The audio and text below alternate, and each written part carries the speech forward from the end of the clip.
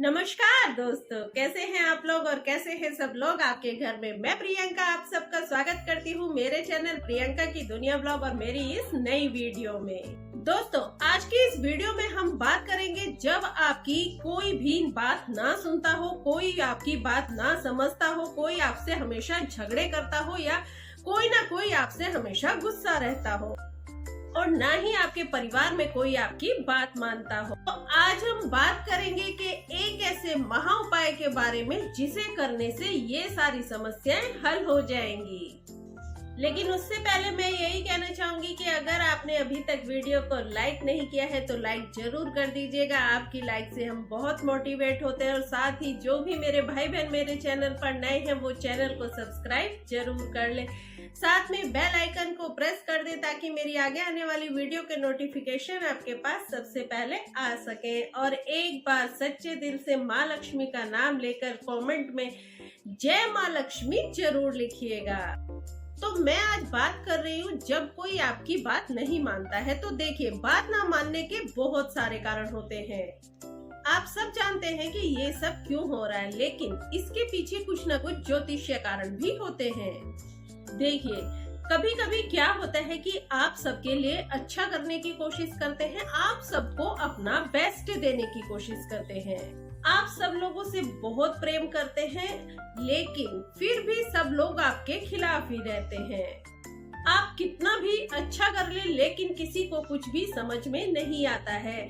फिर वो चाहे आपके पति हो, सास हो, ससुर हो, नंद हो, देवर जेठ हो या देवर देवरानियां ही क्यों ना हो, जो कोई भी रिश्ता हो, लेकिन सब आपके अगेंस्ट ही रहते हैं। और मान लीजिए आप अपनी मायके में हैं तो आपको लगता है कि आपके पिता आपकी बात नहीं समझते हैं, आपकी बहन भी आपकी बात नहीं समझती, आपका भाई भी आपकी बात नहीं समझता है, यहाँ तक कि मेरी माता भी मेरी बात नहीं समझती। आपको ये फीलिंग आती है, आपको लगता है कि सब मेरी बात को दबाने की कोशिश करते हैं, सब मेरी बातों को अनसुना करते हैं और सब मेरे अगेंस्ट रहते हैं। तो दोस्तों, अगर ज्योतिषीय कारण की बात की जाए तो इसके पीछे जो होता है वो होता है राहु। राहु एक ऐसा ग्रह है अगर ये किसी के सर पर सवार हो जाता है तो उस इंसान को अच्छे बुरे का कोई भी ध्यान नहीं रहता है, कोई भान नहीं रहता है, कोई भी ज्ञान नहीं रहता है। राहु उत्पात मचाता है, राहु झगड़े करवाता है, लड़ाई करवाता है, बनते हुए कामों को बिगाड़ देता है। कहते हैं ना कि बनते हुए कामों में अड़ंगे लग जाते हैं, तो राहु अड़ंगे लगाता है। और अगर कहीं कोई बात सुलझ भी रही हो, कहीं कोई बात बन भी रही हो, तो सुलझी हुई बात को और उलझाने का कार्य करता है राहु। अगर घर में किसी का भी राहु खराब होता है तो इस तरह की चीजें बहुत कॉमन है कि घर में लड़ाइयाँ होती हैं, झगड़े होते हैं, कलह कलेश हमेशा बना ही रहता है। परिवार में हमेशा चीखना चिल्लाना होता रहता है, क्रोध होता रहता है, कोई किसी की बात नहीं मानता है, हर वक्त परिवार में कुछ ना कुछ बहसबाजी होती ही रहती है, आपस में विचार नहीं मिलते हैं, एक दूसरे का आदर सम्मान नहीं होता है। तो इस तरह की बातों के पीछे कहीं ना कहीं राहु होता है। अगर आपके भी परिवार में इसी तरह की समस्या है और आपको भी लगता है कि मैं किसी के लिए कुछ भी कर लूं, कोई मेरी बात नहीं मानेगा, कोई मेरी बात नहीं समझेगा और ना ही कोई मेरे परिवार में मेरी बात को मानेगा, तो जो उपाय मैं बता रही हूँ इस महा उपाय को आप जरूर कीजिएगा। ये उपाय पति पत्नी के रिश्ते पर भी लागू होता है। यानी कि कहीं पर ऐसा होता है कि कोई परिवार ही नहीं है, सिर्फ पति पत्नी रहते हैं, लेकिन उन लोगों के बीच में आपस में इतना तनाव रहता है, कलह रहती है कि लड़ाई झगड़े के सिवा और कोई बात ही नहीं होती है। हर छोटी छोटी बात पर उनके आपस में तकरार होती ही रहती है।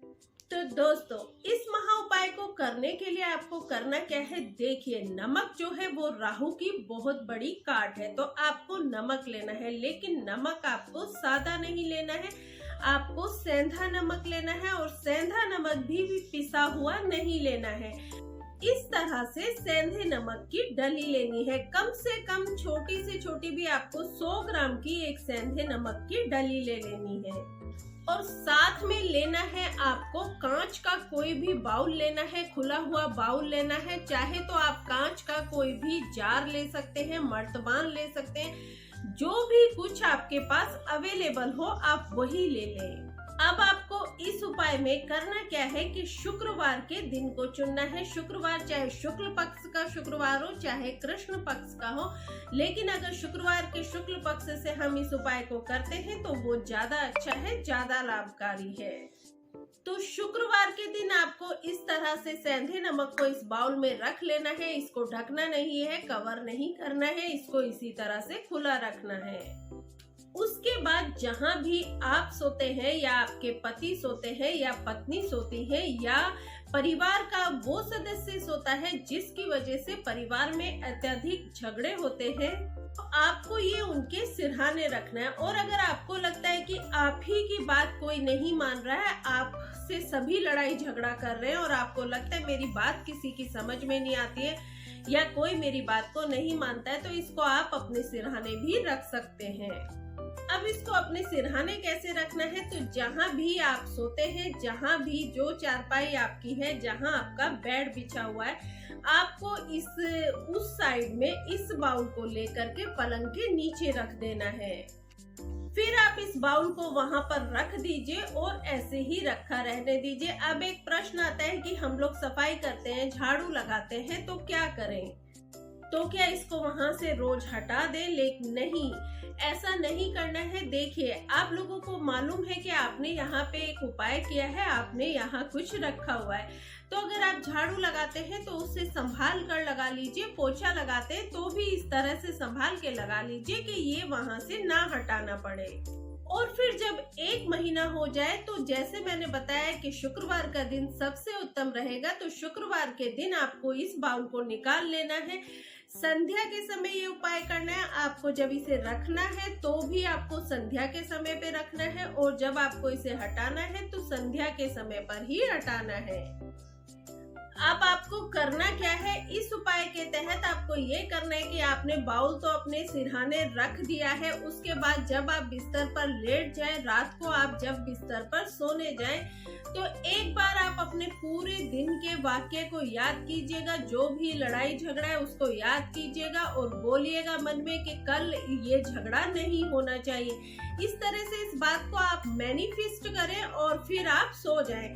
तो देखना, 1 दिन 2 दिन में आप देखेंगे, आप ध्यान करेंगे कि झगड़ा कुछ कम हुआ है। और 2 दिन 3 दिन, कई बार ऐसा होगा 2 दिन 3 दिन झगड़ा नहीं होगा, उसके बाद होगा, या फिर थोड़ा कम होगा, सारा दिन झगड़ा नहीं होगा, उतनी बहसबाजी नहीं होगी। तो इस तरह से पूरे दिन में जो भी वाक्य हो उसको आप मन में याद करें, उसे मन में बोलें और ये बोलें कि अब ये झगड़ा दोबारा ना हो। इस तरह से ये उपाय आपको पूरा 1 महीना करना है। 1 महीने तक आपको वो बाउल वहां से नहीं हटाना है। फिर जब 1 महीना हो जाए तो आपको इसे नमक को वहां से उठाना है। दिन आपको शुक्रवार का ही चुनना है और संध्या के समय ही ये करना है। आपको ये नमक लेकर जल में प्रवाहित कर देना है। वैसे तो देखिए 1 महीने में ही ये उपाय काम कर जाएगा और आपके लड़ाई झगड़े बहुत कम हो जाएंगे, आपस में लोगों में बनने भी लगेगी। लेकिन ऐसा भी हो सकता है कि किसी की अगर ऐसी आदत है, बहुत पुरानी आदत है लड़ाई झगड़े की, बिना बात के गुस्सा करने की, ये पुरानी आदत इतनी आसानी से नहीं छूटेगी। और फिर आप दोबारा से एक डली लीजिए और उसको वापस रख दीजिए। अगर आपको लगता है कि अभी झगड़े पूरी तरह से शांत नहीं हुए हैं या जिस व्यक्ति के सिरहाने आपने रखा है अभी उसका गुस्सा पूरी तरह से शांत नहीं हुआ है, तो आपको दोबारा इस उपाय को रिपीट करना है। देखिए, ये नमक जो है वो राहु की काट करता है और ये इतना पावरफुल उपाय है कि ये 100% सक्सेस होता है। ये आदमी के दिमाग को शांत करता है, गुस्से को शांत करता है, हमारे जो राहु हैं ये उनको शांत करता है। इसके साथ ही दोस्तों मैं आपको एक बात और बता देती हूँ कि अगर कभी किसी की कुंडली में चंद्रमा कमजोर होता है और किसी व्यक्ति का मन बहुत ही अशांत रहता है, तो ऐसे व्यक्ति को समुद्री नमक का उपयोग नहीं करना चाहिए। सेंधे नमक का उपयोग उनके लिए बहुत लाभकारी होता है। और साथ ही अगर किसी का मंगल खराब है तो ऐसे व्यक्ति को समुद्री नमक का उपयोग करना चाहिए, उन्हें ज्यादा सेंधे नमक का उपयोग नहीं करना चाहिए। अगर हमारा खुद का मन भी बहुत अशांत रहता है, चिंताएं हमें घेरे रहती हैं, हम हर वक्त सोच में डूबे रहते हैं, तो आपको इस तरह से एक मुट्ठी में नमक ले लेना है और अपने सर के ऊपर से आपको उसे घुमाना है।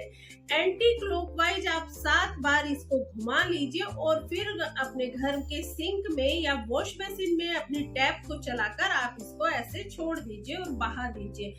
आप 2 मिनट इसको हाथ में लेकर अपने आंखें बंद कर कर मैनिफेस्ट भी कीजिए कि मेरी जितनी भी चिंताएं हैं वो सब इसके अंदर आ गई हैं। उसके बाद आप इसे प्रवाहित कर दीजिए। आप देखिएगा कि आपका मन धीरे धीरे शांत होता चला जाएगा और आपकी चिंताएं भी दूर हो जाएंगी।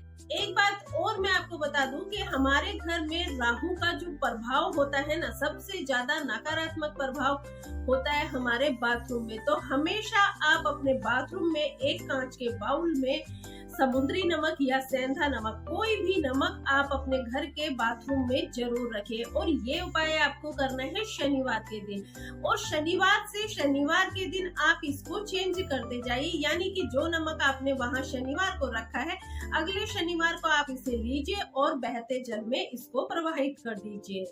और अगर आपके घर में कोई बहुत बड़ा वास्तु दोष भी है तो उसकी काट भी नमक के द्वारा हो सकती है। उसके लिए आपको क्या करना है कि सेंधा नमक लेना है, एक बड़ा डाला लेना है, कम से कम आधा किलो या 1 किलो का आप सेंधा नमक का डाला ले लीजिए और उसे किसी भी कांच के बाउल में रख दीजिए। इसको आपको रखना है अपने घर के ईशान कोण में और इसको खुला ही रखना है, ढकना नहीं है। देखना आपके घर का जो वास्तु दोष है वो भी इससे दूर हो जाएगा।